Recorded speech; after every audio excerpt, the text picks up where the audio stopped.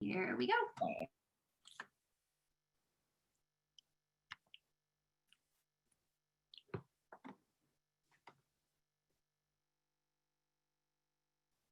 Good morning, everyone. I see some of you coming in here to our session. I think we've got a couple so far, but it usually takes a few minutes for these to load in. So I'll be patient, if you will, and we'll start in just a minute or two. I'll let a few more load here.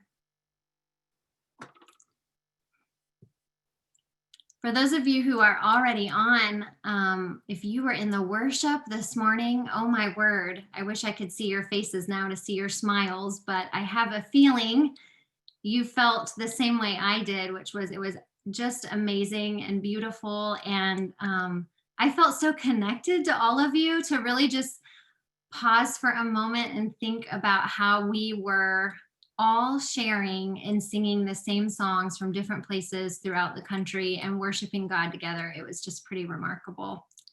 Hi, Carol, welcome back. I see you. I think you chatted to all panelists, but I see you here from Loveland again, so it's good to have you back.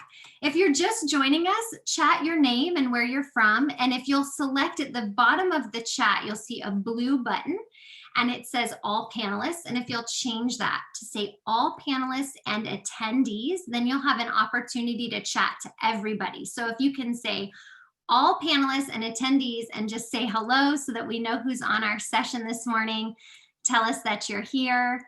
It looks like we also, I'll say this as we're waiting for a couple more people to join, it says we have 54 Giving Tuesday pages. I did mine last night, so make sure you create your Giving Tuesday page. Again, if you're just joining us, select all panelists and attendees at the bottom of the chat and tell us where you're from. Now, Jamie, I don't know where Broomfield is. What state is that in? I'm seeing Broomfield. I'm from Florida, so I feel like in my mind, Broomfield is somewhere cool. That's what I'm going to imagine it to be. Colorado. See, I knew it. That's wonderful. Thank you for joining us. All right, well, I'm going to get started as you all are typing where you're from. I just want to say this morning, again, a couple housekeeping announcements. Please feel free as I go through the morning to type your questions or your comments in the chat. The things that you type in chat will actually help everybody else feel connected, and it'll help us be able to learn and grow from each other. Also, if you have an opportunity real quick, hop up and grab a colored pencil or a pen or a piece of paper. You can even use the little notepad that came to you from Inheritance of Hope in the mail, but grab something to write with, because there's going to be a moment toward the end of today where I'm going to give you an opportunity to think about some of your sources of support that you have in the midst of your grief. So if you can grab something real quick to do that with, and if you're just joining us and you chat, type on all panelists and attendees. It's that blue button at the bottom, and then we'll all be able to see you. So good morning. Thank you for joining us. Today we're going to talk about some of just the loneliness that grief brings. And so whether you are a diagnosed parent or a caregiver of someone who is diagnosed, or if you have experienced the loss of your loved one and you are now experiencing the grief process, this can be pretty isolating at times. And so we're going to talk about what that isolation is like and what causes it. And then we're going to discuss some ways to find support and to seek hope during this time. So let's get started. Thank you again for joining me. I love C.S. Lewis, and after the death of his wife, he wrote a book called A Grief Observed. And this quote, I think, is very poignant. I wonder if any of you have ever felt this. If you have, feel free to type it in the chat. But he says, I see people as they approach me trying to make up their minds, whether they'll say something about it or not. I hate if they do, and if they don't. He actually went on to say, which you can't see here, he said, perhaps the bereaved ought to be isolated in special settlements like lepers.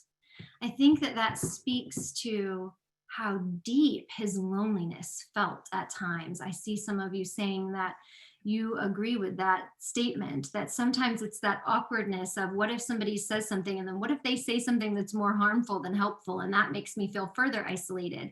And so when we're faced with illness or loss, one of the things that we can also feel is lonely in a crowd of people. Have any of you ever felt that? I hear people sometimes say, it's so bizarre because I'm surrounded by people. People are in my homes, people are here to help, people are reaching out, and yet I feel so lonely even around people. And I just want you all to know that's part of grief. That's a normal response to loss. It's not abnormal, it's normal. And so we'll talk about why that happens. Here's the other thing that I want you to keep in mind about the loneliness and the isolation that you feel. There is a hidden beauty in it, and that is that in that isolation, we are eventually prompted to reconnect with each other, to move back in and move back toward one another. And we're going to learn how to do that today. So as much as we might be feeling alone, my guess is that during your journey of illness or grief, you might have felt isolated or alone. So I want to give you a poll real quickly. You'll see this. I'm going to launch it and just answer yes or no. Have you ever felt isolated or lonely along your journey of illness or grief? Let's just see. Have we ever felt isolated or lonely along our journey of illness or grief? And it looks like you all are responding. I've given a lot of polls this weekend in my presentations, and this is getting the quickest responses that I have seen thus far. So you feel very passionate about your answer, and you have an answer for sure. So it looks like we have a few people who have not gotten their votes in yet, but it's only been open for 30 seconds. So I'll give you just a second. I think the panelists can't vote, they're telling me. So that might be all of you. So let me go ahead and end the poll.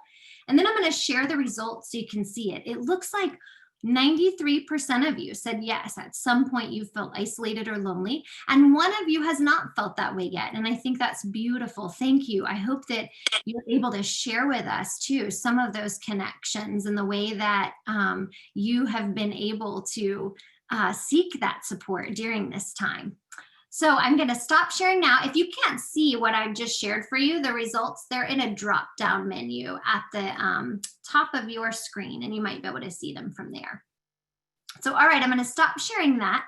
And then we're going to move on to think about, we can even see how connected we are right now in our own grief, and that most of you at some point in your illness or in your loss have felt lonely. So let's talk about the magnitude of grief. A lot of people think, and I spoke on this yesterday, about just how grief really impacts us in a multitude of ways. We sometimes assume, well, grief is just emotional, but actually illness and loss impacts us physically. We feel it. It impacts us spiritually. It impacts us emotionally. And then particularly, we're impacted in a relational way. And that's what we're going to talk about a little bit now. We're going to focus on this relational aspect of grief and how sometimes we can feel isolated in the midst of it. But the other thing that I want you to recognize is that we also, when we experience a great loss, it's not just the loss that impacts us. That's the primary thing, but there are a lot of secondary losses as a result. Some of us, after a death loss, will say something like, I feel like a part of me died too. Has anybody ever felt that way? I just don't feel like myself anymore. I just don't know who I am anymore. I see Megan said yes, she raised her hand that she's felt that way before. Carol, that's beautiful. You said your friends and family kept you busy, you cried with each other, and if you felt alone, you called one another, which is great. That's something we're going to talk about later in our session, is how do we reach out? How do we connect to people? I'm seeing so many of you, some of you saying that, yeah, definitely you felt that way. I saw another hand raise. So I think it's common that sometimes it changes. A loss changes us. It might change our identity. A lot of times it's hard because we feel like it changes our personality. And so sometimes people say, well, I want to be around my friends, but I feel like I don't know how to be myself anymore around my friends. I gave you all an example if you attended my seminar yesterday about how sometimes the person who is ill or the person who has died is the person in our lives who sort of holds this mirror up to us and reminds us of who we are when we forget. Belinda, when you said you felt like you lost your identity, I think this is part of that. My mother-in-law, I shared, was just one of life's greatest cheerleaders for me. She was just that person who made me feel secure in who I was and in who God created me to be. And I felt such a void after her death, because sometimes in the days where I would forget who I was, right, she would just hold that mirror up for me and remind me. And so that's where sometimes our identity, we struggle with, who am I now? And what do I want to do? It also, by the way, research tells us that we have a dip in our self-esteem. Did you know that actually our self-confidence decreases a little bit when we experience grief, and that can be from the illness or after the illness. I talked yesterday about how the magnitude of grief, it impacts our security. Sometimes we don't feel financially secure anymore. Sometimes we don't feel physically secure or safe in our own home. C.S. Lewis also said, I never knew grief felt so much like fear. And so that can impact us. And then also, one of the things that can make us feel lonely are some of the hopes and dreams that we had. Now we feel are lost, and we have to redefine those. And we have to figure out, what are those going to be now in the midst of our grief? And that can be challenging. As well, there's a really big word I'll teach you today. Use it 3 times and it's yours. That's what I always tell my students. It's this idea called anhedonia. I don't know if you've ever heard of that. We don't use it a lot, but now you know it. And so whenever someone says, how are you handling your grief? You can say, well, I'm doing pretty great, but I have a little bit of anhedonia today. And that'll probably end the conversation, because they won't know what you're talking about. But what it is it's the inability to find joy in situations that used to be joyful. Right? These are times where maybe you love to read. You've been an avid reader. But since the illness or loss, you just can't pick up a book. Or maybe you used to be a part of a Bible study that you really enjoyed and it just fed your soul. And you can't bring yourself to go. It doesn't feel like it's going to feed your soul at this moment. And so that separates you from that group and from those friends. So sometimes that's a secondary loss. And that's part of, like some of you mentioned, that we just don't feel like ourselves anymore. So these are normal. They don't stay forever, but they're normal responses sometimes to loss. And I tell you this because I think it's important to know that grief has a big magnitude, right? It has a large scope, but we're going to learn how to cope through this. And so naturally, when we are experiencing grief, we feel lonely because either we miss the person we love, or in the case of an illness, we miss life as we knew it. I shared in the prior seminars, my husband lives with a chronic illness that at sometimes can be debilitating or land him in the hospital or with surgeries. And I have to tell you that when we rang in the new year in the hospital, I thought, well, this is different. This isn't what we used to do, right? And so we sometimes feel isolated because it's just not the same. Right now, amid the pandemic, it's even more isolating. And we'll talk about that in just a little bit. Sandra, you brought up church. We're going to discuss that in just a moment, how sometimes that's our strongest place of support. And yet in our grief, it can become difficult to attend for various reasons. We may also feel lonely because the people who are in our inner circle or in our circle of support, they're not experiencing grief.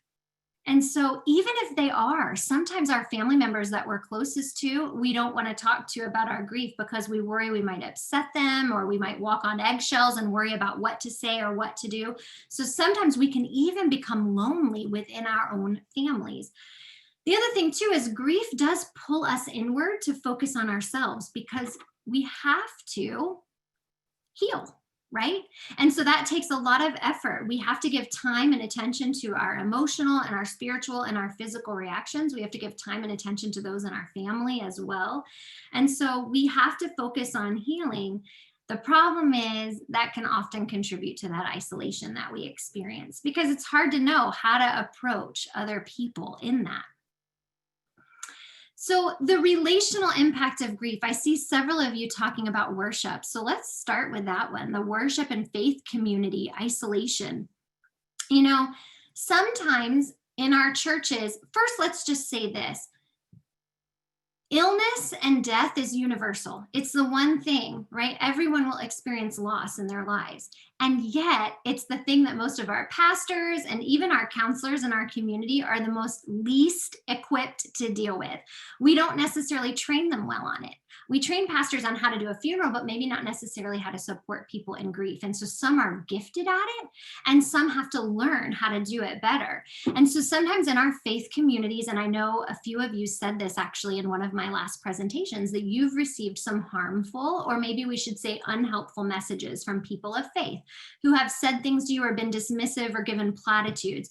If you were on the presentation that feelings aren't problems yesterday, or if you have an opportunity to watch that one later, she really echoed that, is that some of the things that we say to people aren't as helpful. So if you've been told anything that has been difficult for you, maybe type that in the chat, because I have a feeling you might not be the only one who's been given some of those messages, and it might validate somebody else's experience. The other thing that we struggle with too is sometimes our churches are, when we're couples, that's sort of what we do. We go together, we sit together. Oh, Siri's trying to talk to me and she did not catch what I said, and I don't know how to turn her off. So we'll see what happens here. But it just feels different. We have a place where we normally sit. We have something that, people that we normally associate with. So some people tell me they were a part of a couples group at church, and now that's where their source of support was. And they feel like they can't go back to that place of support. I'm putting Siri on the ground and we're going to see if this works. Oh yes, Audra, at least they're in a better place. That's something that, here's the thing, for some of you, you might have said that yourselves and that might be so comforting to you. But when those messages are given to us and we're not prepared for them, sometimes they're very difficult. One of my clients that I worked with told someone at church who said that to her. She said, well, I kind of think my house was a pretty decent place for him to hang out. I'd like him back here, and so it can be hard. And I love Jamie, very true, that it's in God's plan, helps some people, but it doesn't help you. And that's a beautiful thing to remember, is that even when we've experienced our own grief, we become more compassionate to help others, but we have to recognize that some of the things that help us don't help other people. And so that's because our grief is unique. The way that you cope with your feelings of grief and the way that you handle this process is going to be very different, even from the other people who live in your home. Oh, Belinda, the stages of grief. When we have another reunion, I'm going to do a presentation on that. All right. I actually wrote a blog on that I think you might appreciate. Christina, I don't know if I gave her the link to that one, but I bet she can find it, Belinda, and put it in the chat for you. But for sure. Megan says the grief burst from the diagnosis specific coffee today, compassion to help others. So true. Yeah, we have these grief bursts that come up. And sometimes our friends don't necessarily know how to appreciate those or how to support us in those. The other thing too, I bet some of you have maybe wondered, like, where do I fit in now? You go from married to a widow or a widower. That anhedonia, I used it twice now, I have to use it one more time, right? That I just mentioned earlier. That can sometimes make us feel like, well, now I don't share the same interests with the people, or I don't have this same motivation to do the things that I wanted to do before. Absolutely, Carol, yes, losing your daughter and you had sisters and family that was with you. Absolutely, losing, depending on who you lose, that certainly impacts your grief in a very big way and changes. I actually worked with a young mom whose daughter died, and she said one of the most difficult things for her was, she was part of all of these toddler groups and mommy groups, and now all of a sudden, and those were her friends. And now they didn't know what to say to her, and she didn't really know what to say to them, and she couldn't necessarily feel comfortable going to the playground without a child there. And so she said she felt completely shut off and disconnected from everybody. So just keep that in mind, that depending on the nature of loss, it sometimes can change our identity or our roles in our circles of support. And in addition, in our friendships. I talked about this in one of my prior seminars. I think it's so important to emphasize this concept of what we call therapeutic thirds. All right. So think of the people in your life. Therapeutic third says that when a crisis happens or we're faced with a loss, or any sort of difficult circumstance, the people in our lives often fall into thirds. And so 1/3 of the people are considered to be the neutral third. This means they're neither harmful nor helpful. Like, we don't necessarily feel better when we're around them, but we don't feel worse, so we tolerate them, okay? But then 1/3 of the people in our lives are sometimes what we call the harmful third or the unhelpful third. And this just means that sometimes we call them for support and we hang up the phone and we think, oh, why did I call him? I should have known this wouldn't be helpful, right? And sometimes these people say some of the things that you all have typed in the chat, or they try to get us, if we might be having a grief burst. I bet that's why the coffees were so beneficial, you know, because you're in a safe place, like Megan said, to have this grief burst all of a sudden and to receive compassion and help from other people. Whereas sometimes we have grief bursts from people and they shut us down real quick and say, well, just focus on this, just be happy, they don't allow us to feel the feelings that we have. And remember, feelings have one goal in life: to be felt, right? And so when somebody stops us from feeling them, that can feel a little bit challenging. So those people might be in our unhelpful third or harmful third. But then 1/3 of the people are what practitioners call, they're in our therapeutic third. And I would say that Inheritance of Hope is in your therapeutic third, or you wouldn't be here this weekend. You might have friends or family members in your therapeutic third. And here's the deal. The therapeutic third doesn't take our pain away, but they make us feel lighter as a result of being in their presence. I used this example the other day. I said, I imagine it as being a backpack filled with stones, you know, like those big patio stones, and written on it are all the burdens or the pain that I'm carrying. And when I get in the presence of someone in my therapeutic third, I can just take that backpack off for a second and just sit back, breathe, maybe have a sip of water or coffee, right? And then I can pick the backpack back up. And I might have even laid one of my burdens down. I might have decided that one of those stones with something written on it, I've decided to lay back down in their presence, right? And leave it there. So maybe my backpack is even a little bit lighter, but they've given me the stamina to continue to carry it because I know I'm not alone. I know I have somebody who I can rest it with. That's our therapeutic third. That's who we want to reach out to. Katrina, you said, yeah, some people think we're only friends when we're back to feeling normal or got over it. I wrote a post about that too, because get over it is one of the things that I hear all the time. I don't have a slide on this, but I'll mention it briefly. As I have in my other sessions, if you've been there, but I really love, instead of getting over it, this concept of reconciliation, which is the process of finding a way to make two different or contrasting ideas or truths exist to be true at the same time. What this means, Katerina, is that yes, I am living with an illness and my life is changed, or I have experienced the death of my favorite person in the world and my life is forever changed. And I am in deep sorrow. And I can have hope and joy and love and meaning in my life. It's the and. It's not the waiting for this to end. And when this is, quote, over, then I can have all this over here. No, it's saying that our lives are this beautiful tapestry of highs and lows and joys and sorrows and loves and losses. But even as our presenter on feelings the other day talked about, you know, if I hadn't ever experienced deep sorrow, I'm really not sure I would recognize joy when it came my way. And I definitely don't know if I'd appreciate it in the same way. And the same is true for loves, right? So we can have both exist to be true at the same time, in the same hour, in the same day. And so that's what we'll talk about today. How do we seek support for that? Katerina, when you talked about it, that they're fading back, the support system often fades away from us. And that happens sometimes because of this arbitrary 1-year rule that somebody created, right? I'm guessing those were North Americans who decided on the 1-year rule.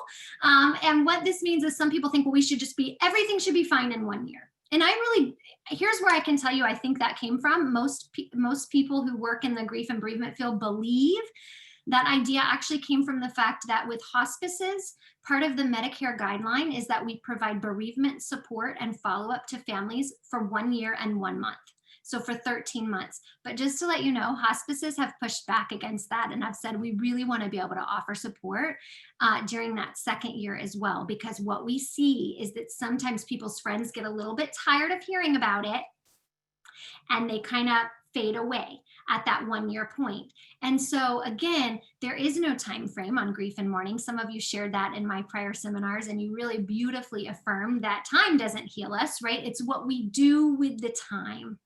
It's how we use that time that makes a difference. And also, I don't know about you, but how many of you have had the awkward grocery store moment since the illness or loss?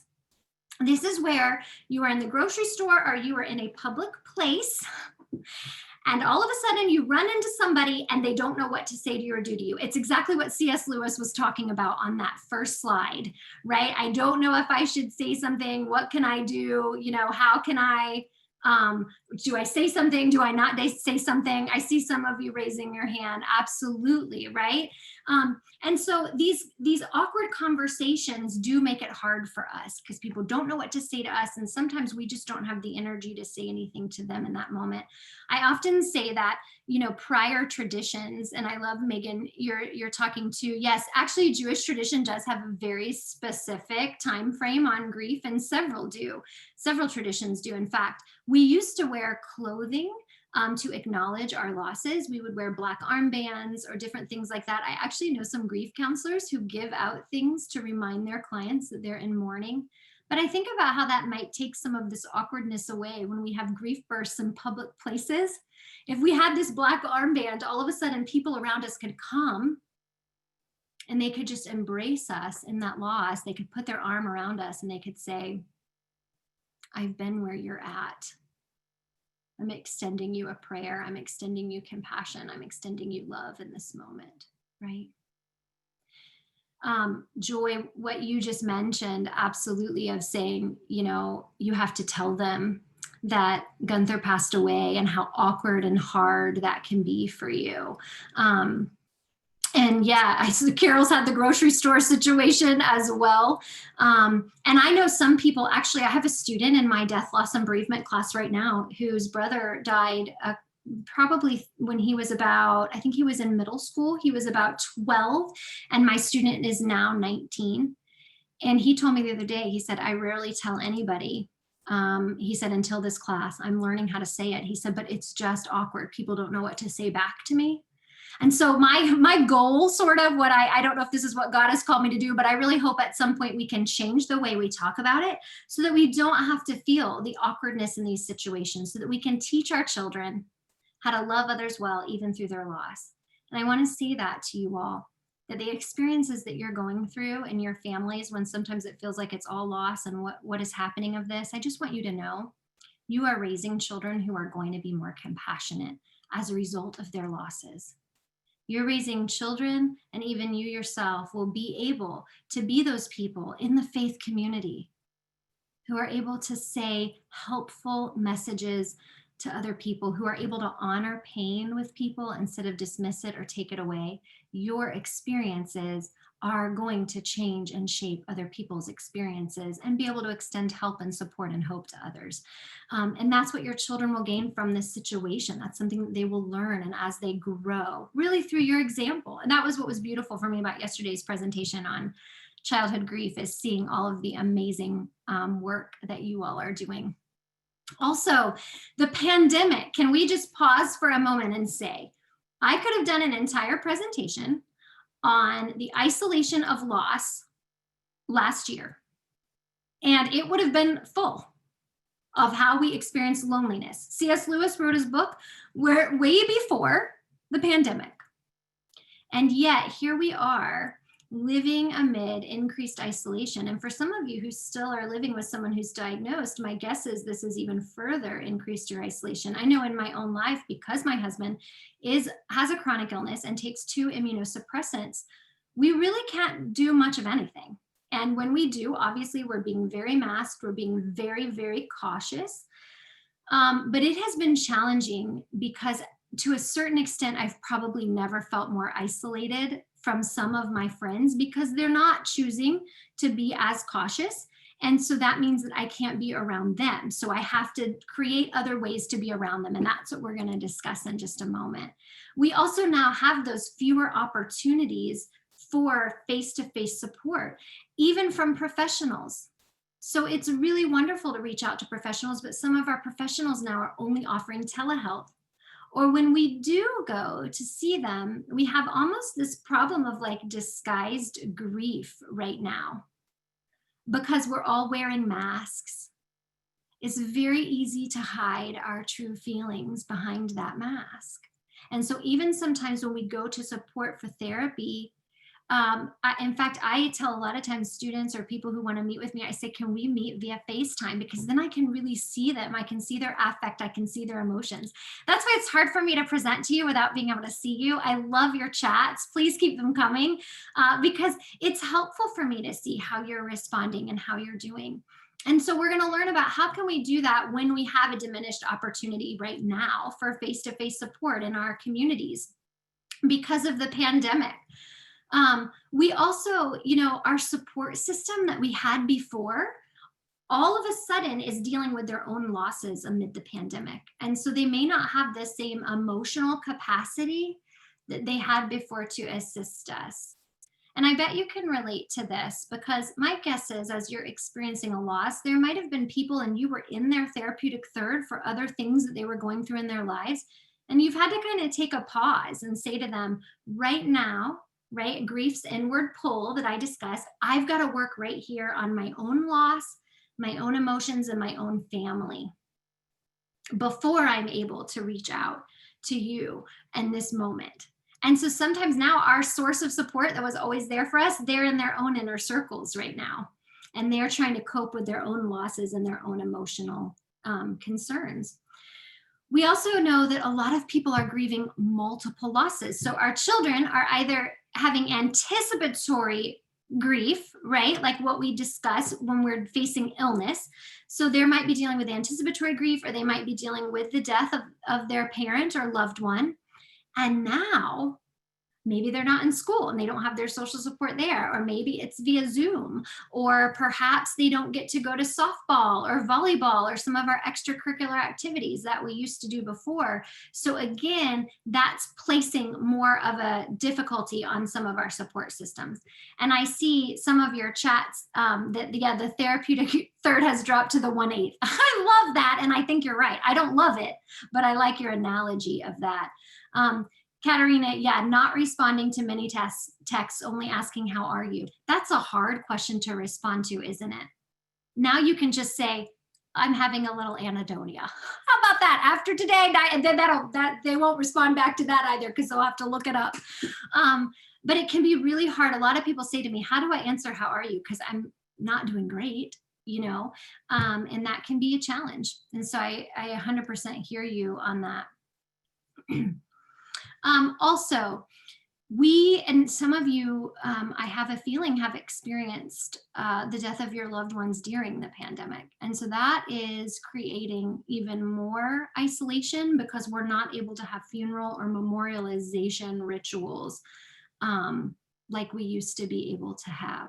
And so a lot of families, whereas that's really where, just so that you're aware, kind of the purpose of funerals and memorials in its origination really was a way for the community to rally around and support.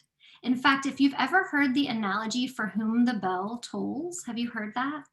So in communities, I think of Little House on the Prairie days. So in Little House on the Prairie days, they would have that church bell, and the bell would ring when someone in the community died. The bell would ring for the number of times that, or would ring a number of times for the years old that the person was. So for example, if you knew that the Smiths had an 8-year-old daughter who had been ill, when you started to hear the bell, you would count. And when it would get to 7, you would say, oh dear, and it would get to 8. And then if it would get to 9, you would breathe a sigh of relief and know that, okay, it was not their daughter. And you would continue to count for who it was, because we had these very small communities. And so that was that was actually the early way of death notification. And then what would happen? The community would know and they would mobilize support. And so we do that still. We bring food, we reach out to people. But Mark, yeah, hearing what you're saying, my guess is when Jeanette died, then 2 weeks later, you went on lockdown, and so did your social support. The casseroles now are being delivered, but nobody's able to come inside and provide support, right? So it has changed the way that we are able to grieve and mourn in our culture right now as a result of the pandemic and the loss that we're experiencing as a society. So what I want to do is I want to take a moment, and this is where I said if you have a crayon or a marker or a pen or something like that, let's take a minute and let's think about our own sources of support, okay? So I wanna do, and this is an activity, by the way, that parents, you can actually do with your children as well. And I'm gonna show you 2 examples that I've redrawn. I don't wanna use the actual people who drew them, their art. So on the adult one, I redrew it for you, but I'll show you in a minute. But let's think about our own circles of support. So I'm going to draw this for you and show you, and I want you to draw along with me and think of your own. Okay, so if I were doing this for myself, I would draw one circle here, and that's the inner circle, and that's going to be me. Okay, and then I'm going to go right outside of me, and I'm going to think, who else is in my circle of support? And so maybe I would list my husband, Jim, and my daughter, Elena. All right, and they're going to be out here in this other circle. And then perhaps I'm going to go a little bit further out here, and I might start listing some of my friends. I might list my place of worship. I might decide that I want to list, by the way, I think pets 100% get to go on circles of support. So I might do that. I'm sticking my dog Jax right here, because if you know me, you know that this dog is a little bit of my therapy dog. We got him right after one of my husband's really difficult surgeries, and right after our other dog died. So Jax was a beautiful grief reaction that we have in our home. And so he's a big source of support for us. And then we would continue to go out, okay? And I would draw as I went how much support I have. Now, as you're doing this, and I'll show you a couple examples, let's talk about this for a moment. I live in Florida, and we have a lot of hurricanes who come through Florida, though this year, a lot of hurricanes unfortunately battered our friends in other coasts like Louisiana. And so when we know in hurricanes, if you look at this illustration, it looks almost like the rings on a tree, doesn't it? And so if you're drawing your circle of support, and I'm going to draw another one over here. If you're drawing your circle of support, you have you and then a couple other people here, maybe here, and you realize, you know what? I don't have a really big tree. All right. My oak tree is just kind of tiny. I don't have very many rings. It's like a baby tree. Then what we're going to do is we're going to think about, what can we do to grow your circle of support? Because in life, we all experience things that we just can't do alone. And if you thought you could go at this alone, you wouldn't be on this retreat. So you've already, like right now, everybody can add IoH to their circle of support, right? You might even add maybe something that Peggy just said.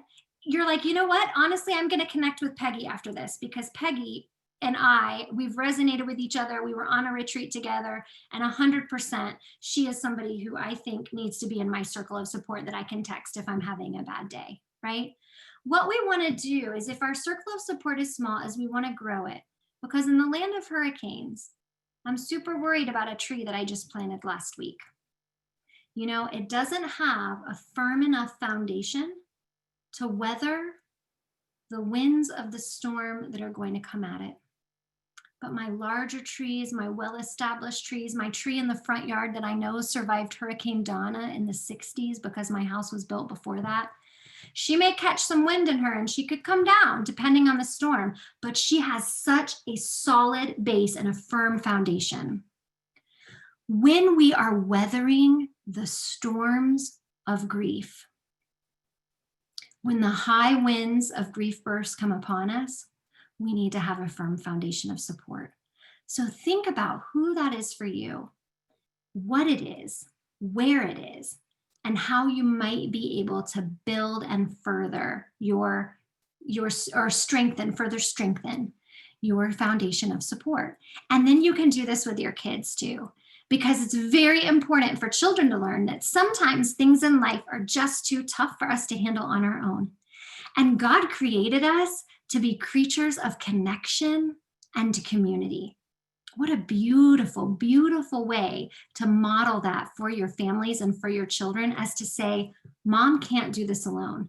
Dad can't do this alone. Grandma can't do this alone. I need a circle of support. I need a foundation so that we can weather this storm together, so that we know. And by the way, don't put anybody in that harmful third in this circle, all right? Man, now if you want to list them out here, like the person that you are never going to call, okay, I saw somebody say extend grace, and then just say, okay, set a boundary, right? And I agree with you, because here's the deal.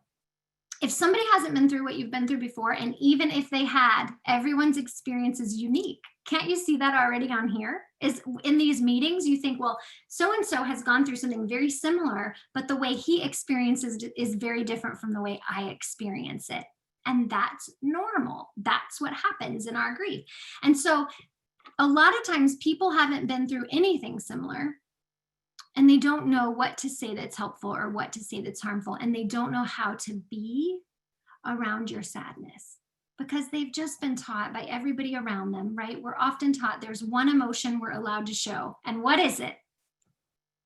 Happy, right? We're trained to know happy is okay and the other emotions are not. And that's just not true. And if you didn't get to watch the Feelings Aren't Problems, watch that when Inheritance of Hope sends you the link, because I think it'll help you a little bit better understand that. So let me show you a couple examples of some other circles of support. So this is one that I rewrote. This is a client, one of my clients here. So you can see that she had herself, and then her best friend since junior high school, her father. Her network of friends from the neighborhood were really important to her, as was her synagogue and her women's group at her synagogue. And then also her grief counselor and her support group was very helpful to her and provided her a lot of sustaining support over time. And then this is a young girl who you can see Rachel in the middle, that was her, and her best friend, Erin, and then Mama and Bill, and her loss. This was her mom and her stepdad that were really supportive to her. Her cat, Smokey, her church, her youth group, and then also her group friends, which anytime I do this activity in a support group with kids, if they haven't put group friends yet, they put group friends after somebody else does that's in the group. So that's why she said group friends. So you'll be able to see that just as an example if you choose to do this in your families as an activity later. So let's talk about some of the ways now that we can connect. And then I'm going to ask you, if you can, put in the chat if there are ways, some of these maybe, or some other ways that you might have connected during this time, particularly during your time of loss, but also amid the pandemic. What are some ways that you have sought support and found support? And we'll talk through each of these. So first, I want to recommend to you to reach out to those people on your support circle, to the people in your therapeutic third or therapeutic eighth, as we're afraid it may be now, right? This can be a phone call, a text message. The important thing is to share your feelings with other people, not to keep them inside. Our feelings, I said again, feelings have one goal, to be felt. The word emotion has the word motion within it. They were never meant to be stuffed inside of our hearts forever. Our feelings were meant to move, and they were meant to be talked to with others in community. And so reach out. That's a tenet of the gospel, and it really is a tenet during grief work. And the other thing is to invest in those relationships that are healing for you. Part of that would be to identify a hope hero. So this really is, some people call these people grief buddies, but I'm calling it a hope hero. And this really is someone who has experienced grief, and I think there are a lot of hope heroes in this session today. Somebody who has experienced a similar circumstance to what you're going through, and maybe they've walked the journey ahead of you, and they can offer guidance and support and hope. Now, not everything. It has to be a healthy hope hero, because not everyone has chosen to process their grief well. So for example, I know someone who was seeking out, a couple people came out to her like, oh, I've experienced this loss also, my mom died too, I'd love to offer support to you. And then she said, some of the things they're saying to me are like, well, you should be over it by now, you need to keep busy all the time, you need to. They were giving her a lot of you needs and you should. And she said, I'm not sure this is super helpful to me. And so your hope hero needs to be somebody that you really believe can give you hope, not someone. Here's the deal, guys. The grief journey is exhausting enough already. We don't want it to be somebody who's going to exhaust us further. Okay, so that's where we identify the person. I think of it like this too, kind of like a tour guide. I know that Inheritance of Hope has some retreats at Walt Disney World, and I love Disney because I'm a Floridian. And I remember taking my nephews to Disney World, and my sister-in-law said, oh my goodness, Erica, I mean, we could never have had a day like this. I mean, we were just booked solid, fast pass to fast pass, and then getting more. And they said, how did you know all of this? And I said, well, I come here all the time, right? I'm the kind of Disney tour guide for them. And really what you need is almost like a grief tour guide, and somebody who can say, here are some things to do along the journey that might help you. And they give you a buffet to choose from, because what works for one person might not work for somebody else. Now, professional support is also very important. Some of you might want to go to a counselor or a life coach to help you through your grief journey. And now we can do a lot of that virtually. So again, a lot of that's being done via telehealth. So make sure that you reach out and connect to those people. It could also be virtual support groups that are happening through local hospices. So if you don't have these connections in your community and you're not really sure where to go for them, call your local hospice provider and ask them, where are some grief support groups in my community? They will know, or they will know who to refer you to. The other thing is, I recommend scheduling some Zoom or FaceTime or whatever method you prefer, chats with friends. Some of those people in your therapeutic third, or some of the people in this session or at this retreat. These would be, for example, during the pandemic, because this is because we can't always have our coffee in person anymore, right? And so maybe we're going to do it via Zoom. My daughter is a college sophomore this year, so she was kind of displaced. She came home for spring break and never got to go back last year at the end of the year. And so her college roommate asked one night, can we have a dinner? I really miss you and I need to connect. And this was during really strict lockdowns. And she said, I'd love to have a Zoom dinner. And so me and my daughter and her roommate's mom, we all ordered from the same restaurant. Now they live in DC and I live in Florida. So it was a challenge to find, okay, what restaurant can we order takeout that we all enjoy, that we have in our communities? But we ordered takeout and we ate our fajitas and we chatted. And I have to tell you, we stayed on that call for almost 2 hours. I was really shocked by how long we stayed. And I think it was because we all needed community. We all needed connection. We needed to share with someone else in similar circumstance. So reach out that way. Also, Inheritance of Hope is hosting Hope at Home groups. I think I'm facilitating one of the December groups about life after loss. They have so many offerings, so check that out on the website and see if you can connect that way. Also, there are social media support groups. Now, let me just say this about social media that I think you already know, right? Social media can be helpful and social media can be harmful. So if we're seeking out social media for support groups, then we want to find an organization that specializes in grief work. And that would be something like Grief Share, which I have a feeling some of you might already be a part of, is participating in Grief Share. We can also re-engage in hobbies or activities when we feel ready. So for example, if it's hard for you now to go to that group at church, or I'm seeing now about quilting or sewing, you quilt and sew. I moved in with her the last year before she passed and I stopped sewing. Every time I tried to sew, I just sobbed. So I stopped. Yeah, Sandra. But then the pandemic came and they needed masks.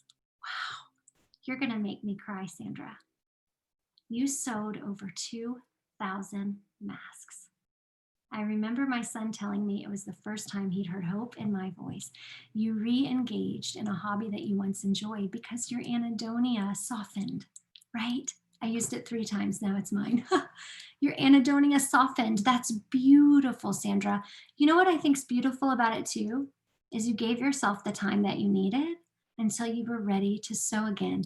And I think about Arthrina, and I think about how her life actually, and in your grief journey of healing, you brought 2,000 masks to people as a result of her life. That's beautiful. Thank you so much for sharing that. This is why I love the chat feature. Thank you. You were able to re-engage. We can't do this when people force us to do this, can we? So people say, you play tennis, you need to play tennis, we've got to play tennis again. Whew, that's not real helpful when you're not feeling like doing it, is it? So there might be a new activity, a new hobby that you enjoy. It might be something different. And I love, it might also be, you see this memorialization activity piece, and Sandra's story really illustrates this too. It might even be something that you do as a memorialization activity. So as a way to honor your loved one, you might engage in a certain activity or a hobby to help others. That's beautiful. And if you all have any other examples of that, please feel free to share. I'm so grateful for that example. Thank you. You also, this is hard during the pandemic, the physical touch and the hugs. Have you seen even some of the people who are like wearing trash bags and masking and hugging, right, each other? Human beings need physical touch. We just do. I remember one woman told me after the death of her husband, she said, Erica, you know, my husband and I were not touchy-feely people. She said, we weren't the people who held hands all the time and, you know, touched each other. That's not who we were. She said, but I got to tell you, I never remembered that he would brush up against me when I cooked, or that as I was going to bed, he would kind of roll over and nudge me a little bit, or he'd kind of pat me on the back sometimes. And she said, I never knew how much I was going to miss physical touch until I didn't have it at all. So I want you to think about the other people living in your home who are also lacking this during this time. And sometimes it might just be that you all need to hug each other, or you need to touch each other, right? Somehow, just to kind of feel that connection to another human being, that decreases the isolation that we're experiencing. I know people are saying virtual hugs. One of the really, I think a nod to this is, you know, how many of us wave bye on Zoom meetings? I guarantee you I'll do it today, even if I tell myself not to. Yet if we were in the same room and you were leaving, I would say, goodbye, everyone, have a great day. And I wouldn't frantically wave right in your face, but yet we do that. And I think it's a way we're trying to make this virtual connection even more meaningful for each other. It's our approach as best we can at a physical touch, right? We also know that a way to honor, so after a loss, we've learned, and research supports, that a loss severs our physical attachment and bond, but it does not sever our emotional one. Our love always remains. It does not go away. Love is always present, and that attachment is always present. And so we do things to maintain a bond to the person and a way to remember them. And for some people, it might be baking Rice Krispie treats because grandma loved Rice Krispie treats. And for somebody else, it might be going on walks. It might be sewing masks as a way to maintain a bond. We all have our different ways. It might be wearing jewelry or clothes that belong to the person. But those are ways that we can connect, maybe in some memorialization activities during this time. So it might be planting a tree. It might be visiting the cemetery or where the ashes are. It might be organizing an online charitable event. Maybe the Inheritance of Hope Giving Tuesday is a way that you're able to honor your journey of illness or your journey of loss. And it's a way to memorialize and to connect you. Sometimes those memorialization activities that we do are ways of connection. You might even want to bake the person's favorite food or share memories, especially with us coming up on the holidays. Those are ways that we seek support. Carol, you work out every day, and then after Marcy died, Inheritance of Hope got with you so you could raise funds. Beautiful. And send them on a retreat. Yes, yes. Yeah, it's hard to do actual events right now, isn't it? We have to do the virtual events like the Giving Tuesday and things like that we can do, but to stay in touch and connect with other people is such a great way to honor Marcy's life. And that's part of that continuing bond. The other way is to volunteer, to give back. I have been so moved by the number of volunteers that I met this morning on a volunteer panel who had been on retreats. Those of you who were benefited from Inheritance of Hope and are now actually volunteering and helping others. And Sandra, your candle, yeah, I have an idea. I gave this at the last seminar, but I don't know who was duplicative on that one. So I'll share this with you since we're coming up on the holidays. I know some families actually get like an eternal candle, you know, that doesn't have a real flame, but it's one of those like battery operated ones. And they put it on tables and light it on certain anniversary dates or holidays. And I also know some families who get shoe boxes and wrap them like Christmas gifts. And they put, and I've actually seen Jewish families do this as well as like a Hanukkah gift, but they put a little slit in the top of it where family members are able to share their favorite memories of the person throughout the year. And they can put it in and then they open that up on special holidays and talk through those memories. And it could be anniversaries, Christmas, just different dates. It's different for everybody. I love, Belinda said your wedding anniversary would have been this Saturday, so you're going to cook his favorite food and put up your Christmas tree. Belinda, you'll have to tell us what his favorite foods were. I'm curious to know, so you'll have to type that in the chat. That's a great idea. I don't cook, so I'm probably not going to make any of these recipes because I would not really honor your husband well by my cooking, but it sounds like you do, so I can't wait to hear about that. That's wonderful. Thank you. So another way, I know a family whose daughter died recently and they actually delivered food to the hospital because it is the middle of the pandemic and they wanted to give back in some way and also connect with that hospital staff. So they had to sit outside, right, and drop the food off and let them take it inside, but they got to see them in the parking lot outside, everybody masked, and they got to share memories of their daughter as they were dropping off the food. So there's all kinds of different ways that you can do this. Oh, Southwest egg rolls and steak subs. Those sound delicious, Belinda. That's a great idea. A great way to honor your husband. I love that. Thank you so much for sharing it. These are beautiful ways. So I think if there are any ways that we've talked about so far that you have sought support or found connection that you haven't put in the chat, will you please just type that in? If there's other things that I haven't mentioned that you say, you know, this really has been something that has decreased my isolation, I'd love for you to share it because really you all are the experts on what is helping you and what has helped you decrease your isolation and your loneliness might actually help somebody else who's here. So if there's anything that you can think of that you've done throughout this time to decrease your isolation or your loneliness and your loss, I would absolutely love to see it. So please feel free to chat it and I'll give you just a second. Jamie joining Krista's life coaching group. Yes, for widowed moms has been my biggest support. And I loved what Krista shared. Again, that would be great. And I think, Jamie, maybe you could even connect some of the other people here if they're interested in joining that. Megan started a chapter of the Modern Widows Club. That's beautiful. Maybe you can share what that is too, Megan, if you have a link to that in case there's anybody else here who might want to participate. And then again, a ladies' Bible study. You know, those are happening even virtually now. I know some people have joined First Five. Now these are typically women because these are written specifically for women, though I think men could join and probably appreciate them just as well. But the First Five is a devotional app, a daily first 5 minutes app, and they're moving into an Advent study right now. And I know some people who have found great connection that way as well because people are able to chat and share what's helping them and what they're learning. Again, it's a virtual way to do that. Thank you so much, Megan, for sharing that link. Anything else, if there's ways you've connected with other people through this, some of you might have even used, I don't know for sure, but you may have used social media remembrance pages as a way to connect, having people share their stories and being able to share that information as well. Oh, it's okay to not be okay. I just wrote a blog post, Sandra, with that title.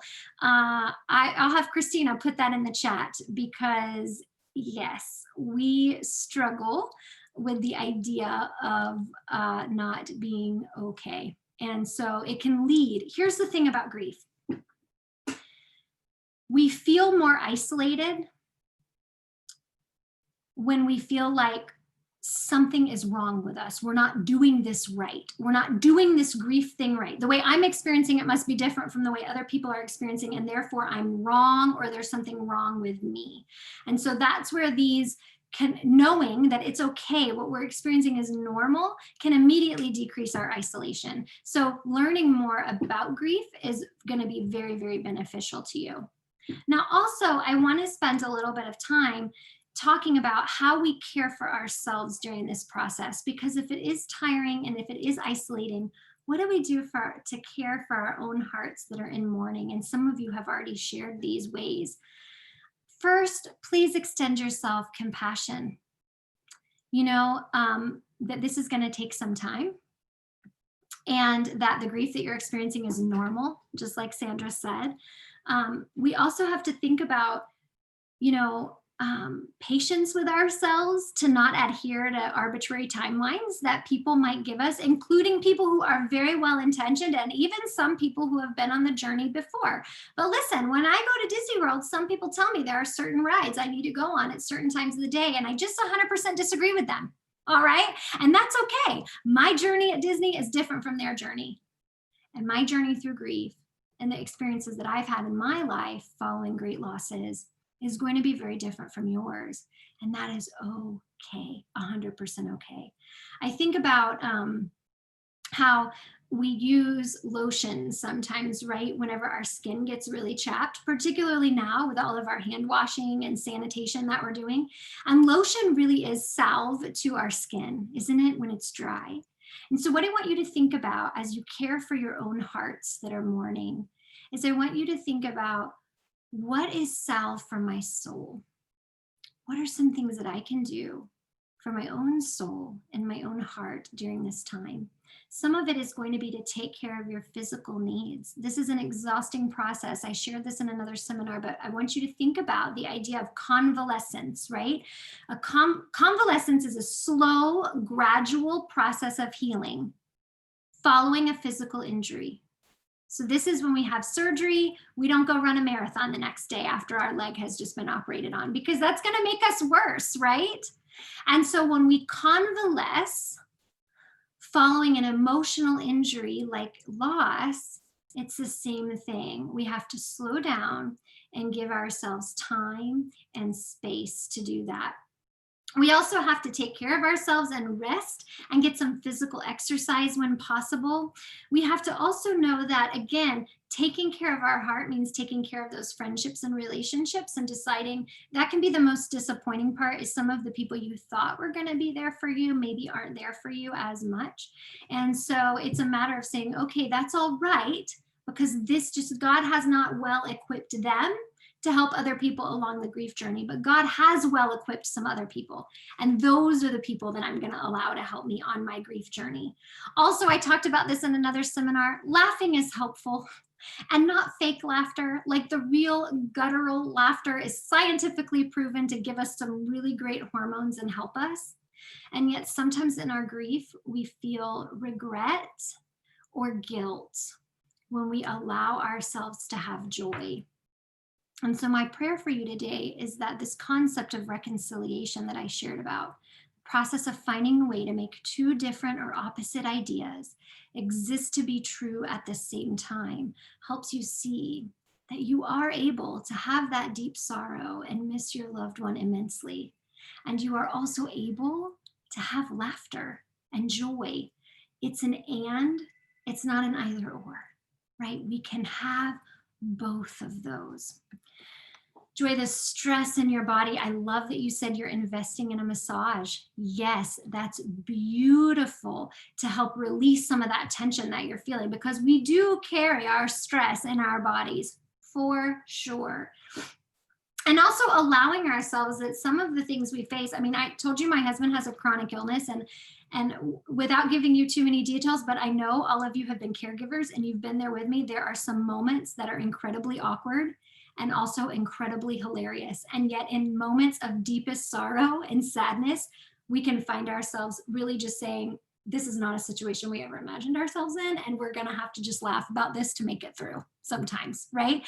And I bet that some of you have experienced some of the same things. Again, those are almost the exact same moments, such sadness and how are we in this situation, and yet laughter, because sometimes there's not anything else to do but laugh.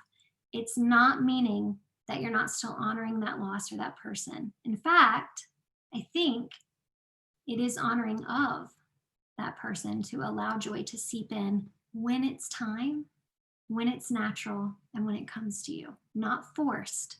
A lot of people try to force us into joy. And I don't know about you, but have anybody ever asked you to watch a movie that they say is really funny and you just don't want to watch it? You say, no, I've seen the preview, I'm not interested in that movie, and they make you watch it and you sit there the whole time and you really think to yourself, this really isn't funny, and I knew it wasn't gonna be funny. That's how forced joy is. When so you need to be happy about this. No, we can't force it. It's natural, right? It comes to us at natural times. And the other thing too about caring for your heart in mourning is to allow yourselves to create those sacred spaces when you need to go there with your feelings.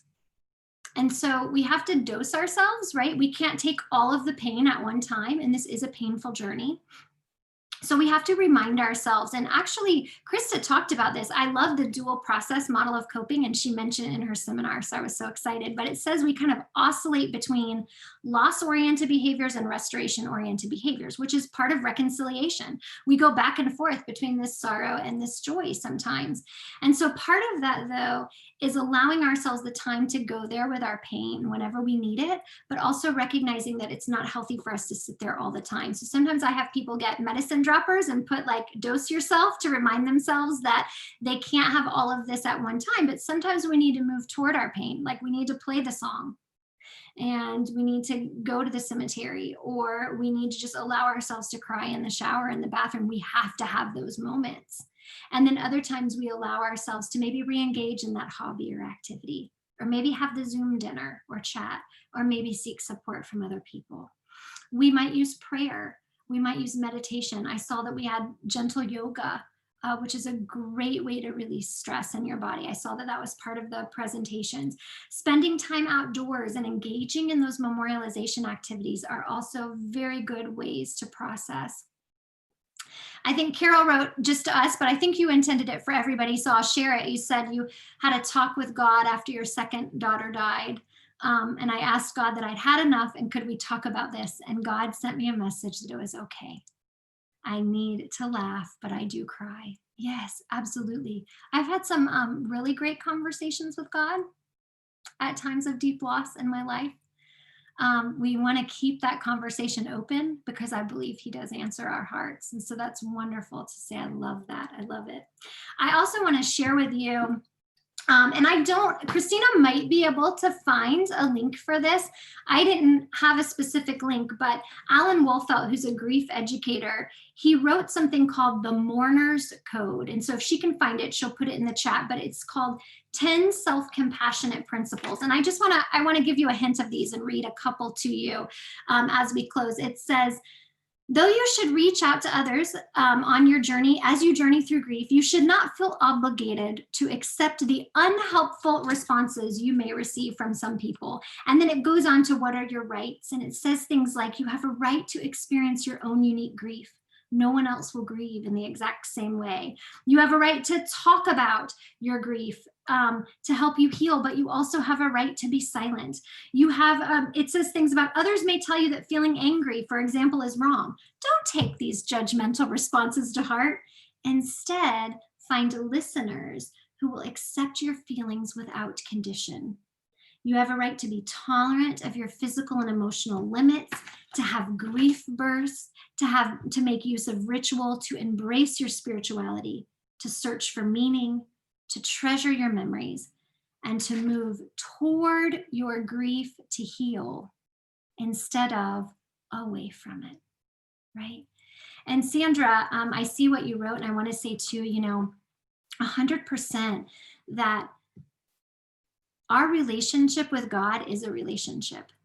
And so we don't get mad at things that we don't believe in, right? We don't find it difficult to talk to people that we're not in relationship with. It's like, oh, it doesn't matter what that person says, right? But when we're close to someone, like it sounds like you are close to God right now, you're feeling frustrated because you know that he had the power to heal, the power to do things differently, even on this side of earth. And so it's normal to be frustrated. And I would say, I would encourage you to keep those lines of communication open. I always tell people God is a big God. He can handle our frustration, and he knows our frustration. And in fact, the Bible, in the Psalms, there are more Psalms of lament than any other type. Did you know that? And the Bible even tells us that Jesus wept. And the real intriguing thing to me about Jesus weeping is that Jesus was all knowing. So he actually knew this isn't the end. And yet he still wept as an example for us and as an example of that humanity. And so we too can have that as well. And we have to create space for that. And that's part of caring for our heart in mourning. I'm so glad that you shared that. As we prepare to close today, I want to read to you a liturgy as we end a prayer. But first, I want to share with you my very favorite quote, and it's by Meister Eckhart. It says, "Truly, it is in the darkness that one finds the light." So when we are in sorrow, then this light is nearest to all of us. You know, hope, really, when we don't feel hope, we have to lean on faith. Faith really is believing that hope is present, and it will be present when we don't see it and when we absolutely don't feel it. And that's why it's important to seek out those people. It's an intentional journey through this process. One of my colleagues he has experienced the death of his wife, and he volunteers with me in a support group that I facilitate. And he says, Erica, he said, my sister once told me that grief softens over time. He said, it doesn't go away, but it softens. And he said, I have found that as my grief softened, right, that light began to shine in again. And so I'll say to you, one of the reasons I do this work is because I see the light within you. I see it right beside you, even when you don't see it within yourselves. It is there. But it's sort of like, I feel like sometimes the grief journey is like being picked up in a van with tinted windows and somebody drops you off in the middle of a warehouse and you don't know where you are and it's completely dark and you can't see a thing. There's no light. It's almost like when I travel and a light peers in, you know, I feel like I can't find my way around this hotel room. And then if I wait long enough, my eyes adjust. But the problem with grief is when we're in this warehouse that we don't know how we got there and we can't see anything, sometimes it feels like there's no light coming in under the door. But then, just when we start to feel completely alone, someone whispers, psst, psst, hey, I'm in here too. You're not alone in this warehouse. I've been in here a little while. If you just wait long enough, your eyes will adjust. You will begin to see the light that is beside you, right? The light is within you. It is shining brightly even in the moments that you don't see it. That's where the people that we seek out for support, they can now fan the flame for us until we can begin to feel the light's warmth upon our face again. So that is hope. That is how we find hope and healing amid this journey. I want to close by reading you a liturgy. This is a liturgy actually from the Rabbit Room Press in Nashville. It's by Douglas McKelvey. And it's they're releasing this book in February of 2021. It's called Every Moment Holy. I have the first edition, but they're releasing a second edition. And so I read this yesterday, and I want to close with this. And as I'm reading this to you, if there's any ways that you have found hope and embrace some of this joy amid sorrow, please feel free to type it in the chat as I'm reading this to you. But this is my prayer over you and for you as we close out this retreat. I know you've got a session coming up in a little bit, and so I want to read this over you. Do not be distant, O Lord, lest I find this burden of loss too heavy and shrink from the necessary experience of my grief. Do not be distant, O Lord, lest I become so mired in yesterday's hurts that I miss entirely the living gifts this day might hold. Let me neither ignore my pain, pretending all is okay when it isn't, nor coddle and magnify my pain so that I dull my capacity to experience all that remains good in this life. For joy that denies sorrow is neither hard won, nor true, nor eternal. It is not real joy at all. And sorrow that refuses to make space for the return of joy and hope, in the end becomes nothing more than a temple for the worship of my own woundedness.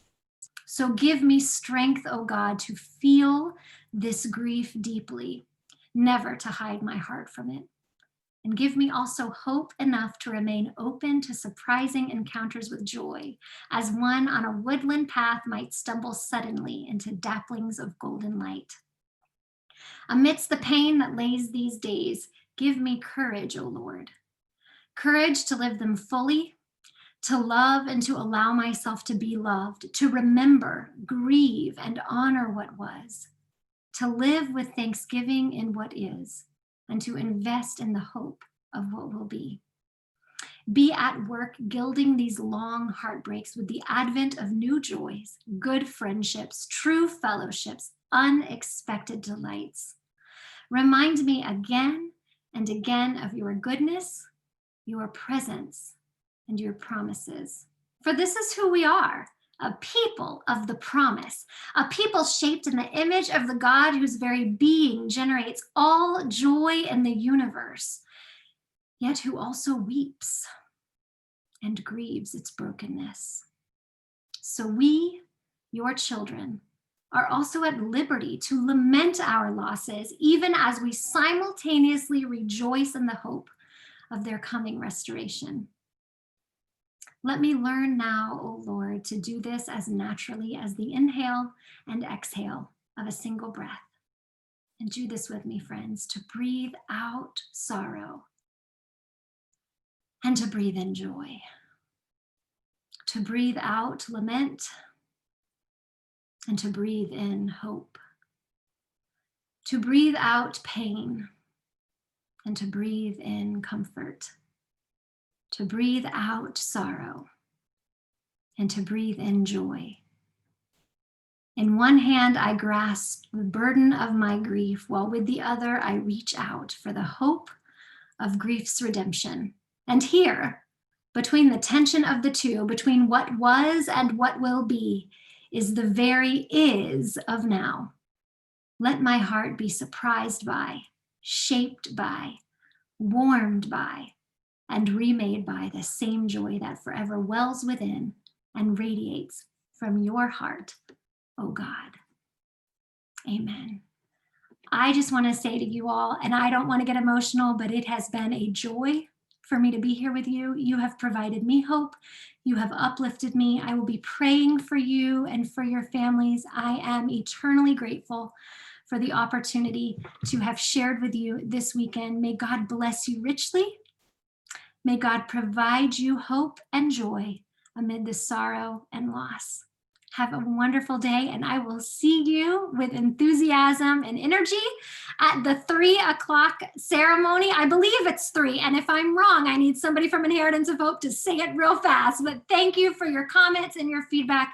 You all are a joy to be with. Have a great day, and may you be richly blessed. Bye, guys. And I waved, by the way. Y'all take care. I'm going to close this out.